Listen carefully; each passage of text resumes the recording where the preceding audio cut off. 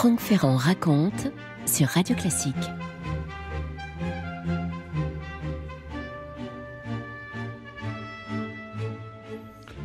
Oui, l'histoire peut propulser certains hommes et accélérer certains destins. Il arrive aussi que le cours des événements vienne briser net une carrière, et celle d'Eugène de Beauharnais s'est brisée à la chute de l'Empire. Il faut vous dire qu'Eugène n'avait que 14 ans quand sa mère, qui était veuve, elle avait perdu son mari sur l'échafaud, Joséphine, quand elle a épousé le jeune général Bonaparte. Et le petit Eugène a été littéralement transporté dans l'ascension de son beau-père.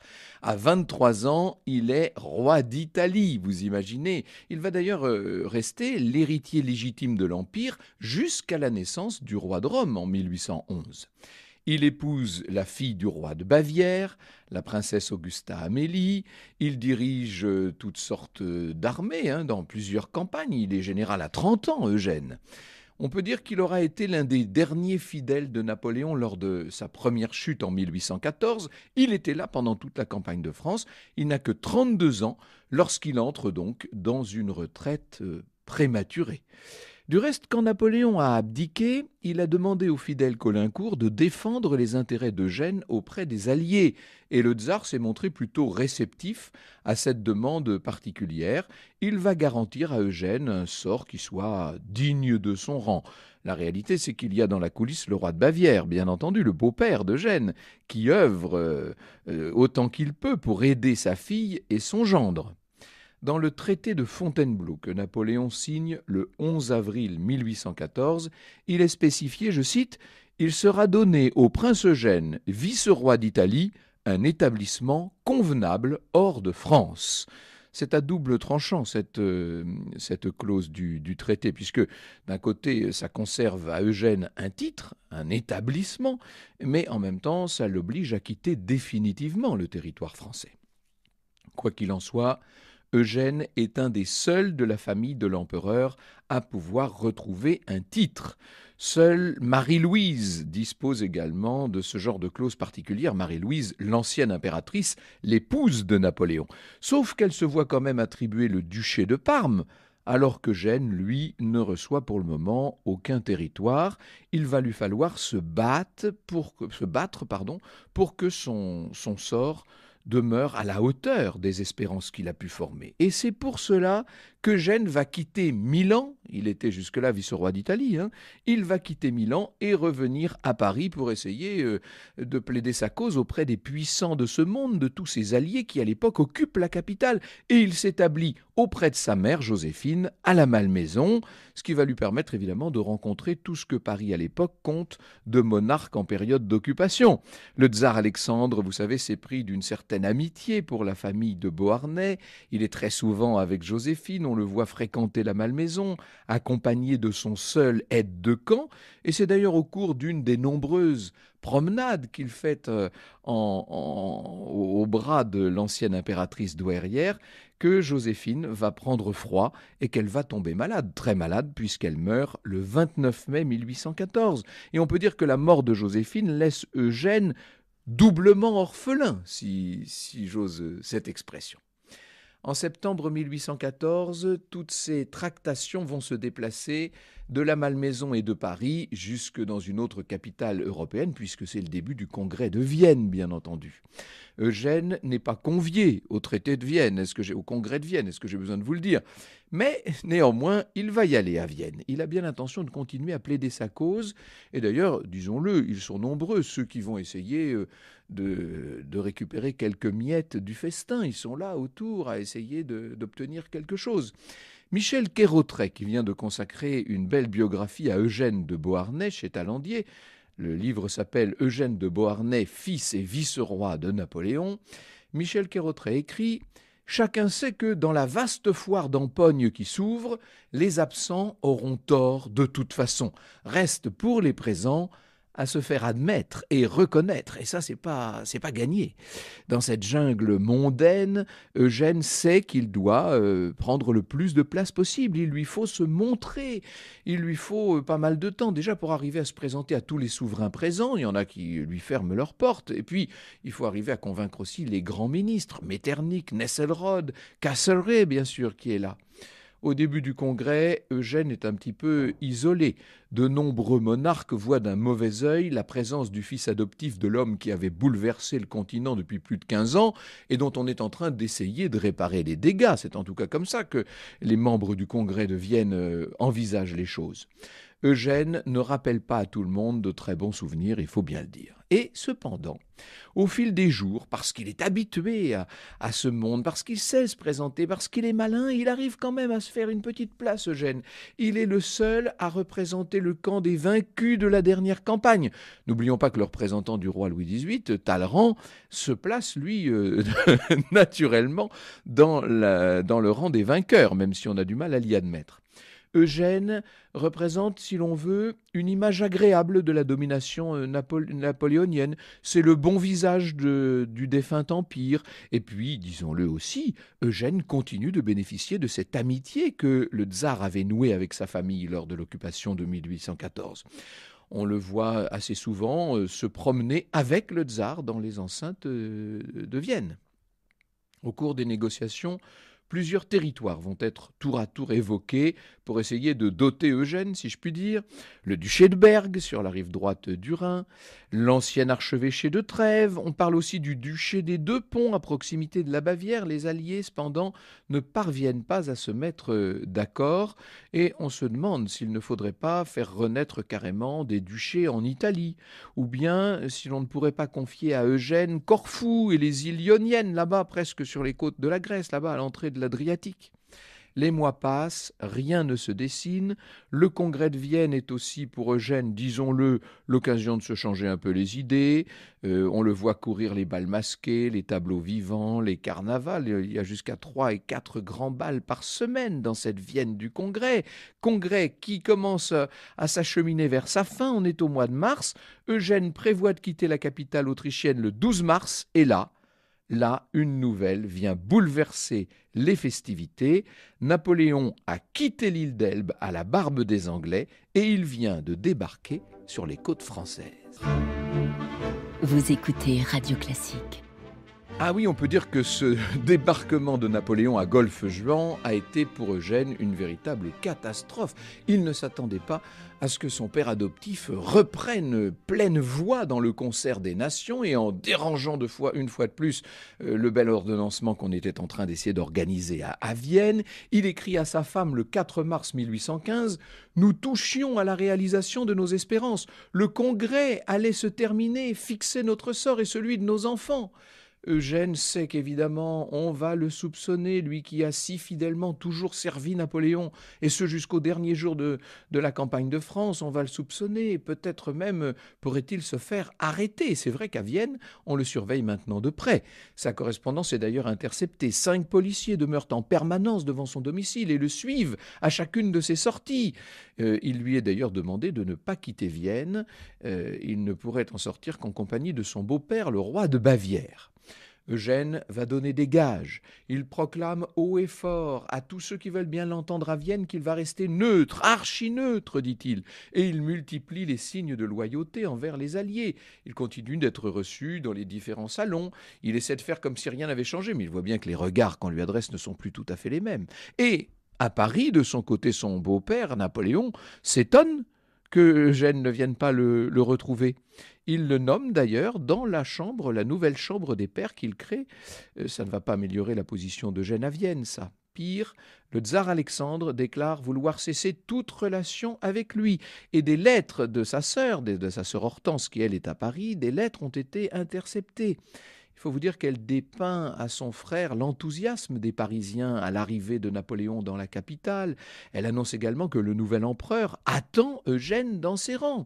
Pour le tsar, ces lettres sont des preuves de complicité entre celui que tout Vienne n'appelle plus que l'ogre corse et celui qui, qu'on le veuille ou non, aura été son fils adoptif et l'héritier de son empire. Et pourtant, Eugène reste ferme, droit dans ses positions, afin de faire disparaître complètement les suspicions d'une complicité qu'il pourrait entretenir avec le nouveau régime parisien. Eugène attend la seconde abdication de Napoléon en juin 1815 pour montrer à tous qu'il n'a pas bronché, qu'il n'a pas bougé.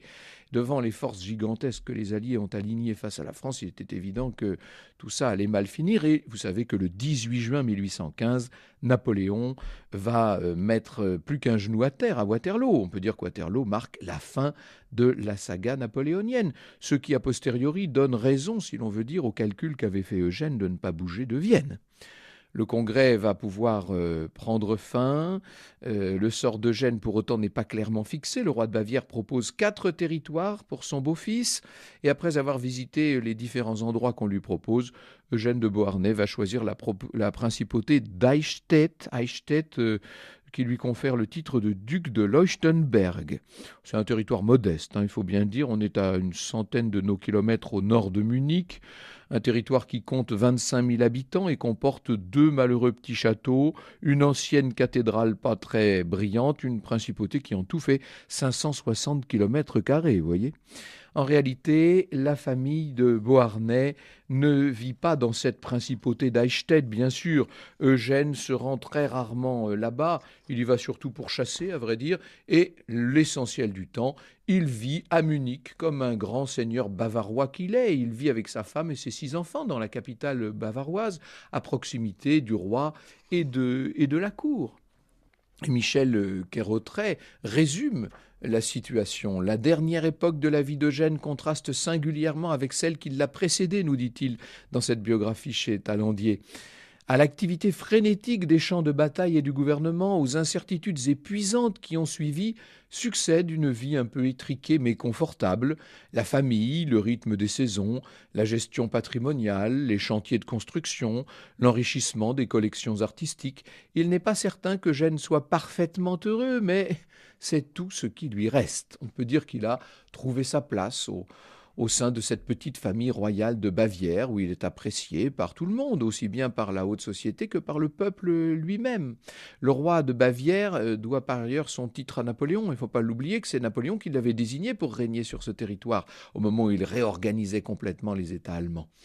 Les Alliés, au Congrès de Vienne, n'ont pas évincé ce roi de Bavière parce qu'il avait eu la bonne idée, au moment des soulèvements populaires de 1813, de se ranger dans le bon camp. Eugène va entreprendre de construire un somptueux palais à Munich. Il faut vous dire qu'il aime l'architecture, Eugène de Beauharnais. Ce sera le palais Leuchtenberg, qui aujourd'hui encore demeure le plus grand palais de Munich, si l'on accepte la résidence royale. C'est l'époque où Eugène vante à Paris son hôtel de Beauharnais. Il faut dire que le roi de Prusse avait occupé cet hôtel en 1814. Eh bien, c'est à la Prusse qu'Eugène va vendre son hôtel en 1818. Et vous savez qu'aujourd'hui encore, il reste cet hôtel de Beauharnais absolument somptueux dans le 7e arrondissement. Il reste la résidence de l'ambassade d'Allemagne. Eugène choisit de conserver pour lui la malmaison. Ça, c'est le souvenir qu'il a de sa mère, bien sûr. À 35 ans, il est le seul duc de ce petit royaume de Bavière, et bien qu'il ne s'occupe pas de sujets politiques, il lui arrive quand même de jouer un rôle. Le roi de Bavière, Maximilien Joseph, concède à son peuple une constitution dotant le royaume de 2 chambres qui vont désormais voter l'impôt et les lois les plus importantes. On sait ce que ça vaudra plus tard à Louis II, cette affaire. Enfin, je ferme très vite ma parenthèse. Eh bien, dans cette nouvelle organisation politique, on peut dire que Eugène va jouer un petit rôle. Il est admis au sein de la Chambre haute comme premier père du royaume. La vérité, c'est qu'il parle très mal allemand et que de ce fait, il peut difficilement participer aux travaux de la Chambre. Puis il y a une autre raison qui empêche Eugène de prendre complètement part aux travaux politiques de la Bavière, c'est que, quoi qu'il fasse, la mémoire de Napoléon finit toujours par le rattraper. Et vous allez voir que les années qui vont suivre ne vont pas l'épargner. Franck Ferrand sur Radio Classique. Quoi que fasse Eugène de Beauharnais, le moins qu'on puisse dire, c'est qu'il sait se faire discret depuis la véritable chute de l'Empire à Waterloo. Et bien malgré tout, à Paris, on continue de redouter ce personnage. Après tout, il est 2e au rang de succession de l'Empire, après le roi de Rome bien sûr, qui à l'époque est encore en vie. En 1818, Napoléon, lui, est exilé, vous savez, à l'autre bout du monde, là-bas, au milieu de l'Atlantique Sud, dans l'île de Sainte-Hélène. En 1818, le duc de Richelieu, qui est président du Conseil de Louis XVIII, Richelieu parle encore d'Eugène comme, je cite, de l'homme qui, dans la disposition actuelle des esprits, pourrait nous devenir le plus dangereux, dit-il. En 1817, Lascaz, qui est rentré de Sainte-Hélène et qui se veut un petit peu le porte-parole des mauvais traitements que reçoit l'empereur là-bas dans son île, Lascaz se rend auprès d'Eugène. Et Eugène, dans un premier temps, ne veut même pas recevoir Lascaz. Il a peur des rumeurs. C'est toujours cette... Il sait très bien qu'il doit constamment donner des gages à ceux qui ont combattu l'empereur et continuent de le redouter. Les deux hommes vont néanmoins se rencontrer en juillet 1818 alors qu'ils feignent, enfin c'est pas qu'ils feignent, mais ils sont tous les deux aux eaux de Bade, ça permet une rencontre, et Lascaz déplore la situation difficile dans laquelle se trouve Napoléon qui aurait dû vendre son argenterie pour vivre décemment, raconte Lascaz, et à ce moment-là, Eugène accepte de faire passer chaque mois 12 000 francs à Sainte-Hélène pour aider son beau-père, son père adoptif. À partir de là, des rumeurs interminables sur cette aide financière qu'Eugène apporterait à l'empereur déchu vont continuer de circuler. En 19, il achète un terrain en Suisse où il fait élever une maison pour sa famille afin de se faire une sorte de refuge au cas où il faudrait qu'on l'expulse de Bavière. Vous voyez quand même dans quel état d'esprit on se trouve. Le 11 juillet 1821, alors qu'il se trouve à Bade avec sa famille, Eugène apprend donc la mort de Napoléon le 5 mai précédent.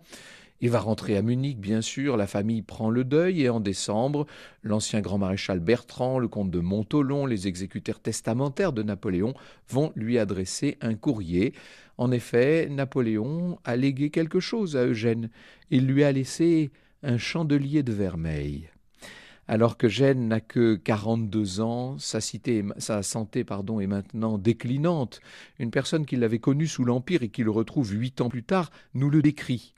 Je l'avais laissé maigre, pâle et fluet, il était maintenant gros et gras. Il avait le visage plein et coloré, les yeux brillants et toute l'apparence d'une excellente santé. Au moral, le changement était encore plus sensible. Ce prince, autrefois si vif et expansif, était devenu apathique et tellement circonspect dans ses paroles qu'excepté dans le tête-à-tête, on ne pouvait tirer de lui que des phrases banales et insignifiantes. La chute du régime impérial et les humiliations qu'il avait été forcé de subir dans l'intérêt de ses enfants avaient abattu son esprit et semblaient lui avoir ôté tout ressort. En réalité, Eugène le concède lui-même, il a tout sacrifié pour ses enfants. Il a finalement mis cette considération avant tout, ses 4 filles et ses 2 fils. Chacun va d'ailleurs recevoir une bonne éducation. Son fils aîné, à 11 ans, porte déjà l'uniforme de son père. Sa fille aînée Joséphine, ça ne s'invente pas, épouse en 1822, elle n'a que 15 ans, le fils du roi Charles XIV de Suède, Jean-Baptiste Bernadotte. La fille du duc de Leuchtenberg a été préférée à toutes sortes de princesses dont l'alliance aurait sans doute été plus prestigieuse, mais qui sait, se disait-on, à Stockholm, si l'ordre établi ne connaîtrait pas d'autres bouleversements qui finiraient par emmener la famille de Beauharnais sur le devant de la scène, en France ou ailleurs. Eugène peut être en tout cas fier de sa descendance, mais, disons-le, il n'a plus tellement goût à la vie et sa santé décline vite. À partir de 1823, il subit plusieurs attaques d'apoplexie, il multiplie les cures et son état de santé, malgré des signes qui se voudraient encourageants, cet état de santé se dégrade au début de l'année 1824.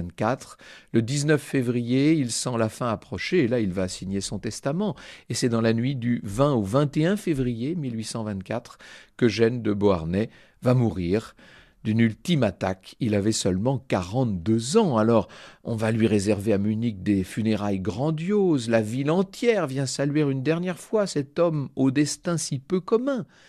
La descendance d'Eugène de Beauharnais va, durant longtemps, marquer les mémoires. Il faut vous dire qu'après sa mort, ses enfants vont multiplier les mariages princiers et qu'aujourd'hui, on peut dire d'Eugène de Beauharnais qu'il est l'ancêtre de la majorité des grandes familles des dynasties qui règnent sur l'Europe. La Norvège, la Belgique, la Suède, bien sûr, le Danemark, etc.